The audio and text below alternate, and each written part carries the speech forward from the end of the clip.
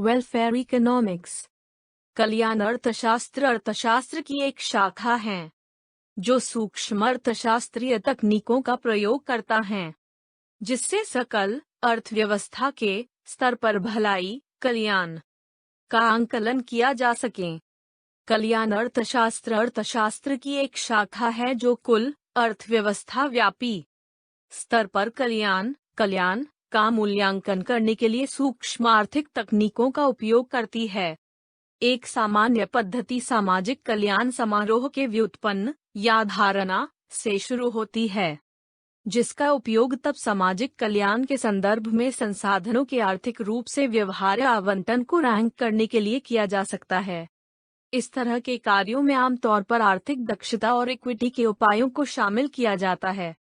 हालांकि सामाजिक कल्याण को मापने के हालिया प्रयासों में आर्थिक स्वतंत्रता क्षमता दृष्टिकोण के रूप में सहित उपायों की एक विस्तृत श्रृंखला शामिल है। कल्याण अर्थशास्त्र का क्षेत्र दो मौलिक प्रमेय से जुड़ा हुआ है। पहले राज्यों ने कुछ मान्यताओं को देखते हुए प्रतिस्पर्धी बाजार पारेटो कुशल परिणामों का उत्पादन किया। यह एडम स्मिथ के अदृश्य हाथ के तर्क को पकड़ता है। दूसरे राज्यों ने आगे प्रतिबंध दिए। किसी भी पारेटो कुशल परिणाम को प्रतिस्पर्धी बाजार संतुलन के रूप में समर्थित किया जा सकता है। इस प्रकार एक सामाजिक योजनाकार सबसे न्याय संगत कुशल परिणाम चुनने के लिए सामाजिक कल्याण समारोह का उपयोग कर सकता है।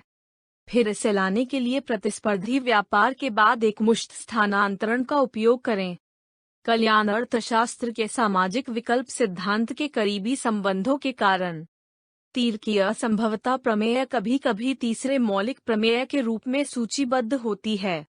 कल्याण अर्थशास्त्र के सिद्धांतों को लागू करने का प्रयास सार्वजनिक अर्थशास्त्र के क्षेत्र में वृद्धि देता है। यह अध्ययन की सामाजिक कल्याण में सुधार करने के लिए सरकार कैसे हस्तक्षेप कर सकती है। कल्याण अर्थशास्त्र भी सार्वजनिक अर्थशास्त्र के विशेष उपकरणों के लिए सैद्धांतिक नींव प्रदान करता है जिसमें लागत लाभ विश्लेषण शामिल है। जबकि कल्याण अर्थशास्त्र और व्यवहारिक अर्थशास्त्र से अंतर्दृष्टि के संयोजन ने एक नए उपक्षेत्र व्यवहारिक कल्याण अर्थशास्त्र के निर्माण को जन्म दिया है। राष्ट्रीय अर्थव्यवस्था के अध्ययन में केंद्रीय मुद्दे के रूप में सामाजिक आर्थिक कल्याण के साथ अर्थशास्त्र। पिगॉ की पुस्तक कल्याण अर्थशास्त्र जिसने जनसंख्या वितरण राष्ट्रीय आय में वृद्धि कल्याण बढ़ाने के लिए समानता और स्थिरता में वृद्धि की माल के उपयोगिता का योग इक्वल्स कल्याण के बाद पिगॉ की आलोचना की गई। हिक्स के नए कल्याण अर्थशास्त्र जो सामाजिक कल्याण को बढ़ाने के लिए इष्टतम आर्थिक संगठन की जांच करते थे का जन्म हुआ और व्यक्तिगत उपयोगिता और सामाजिक कल्याण समारोह शुरू किए गए। Key points relating to welfare economics. 1. कल्याणकारी अर्थशास्त्र इस बात का अध्ययन है कि बाजारों की संरचना और आर्थिक वस्तुओं और संसाधनों का आवंटन समाज के समग्र कल्याण को कैसे निर्धारित करता है। 2.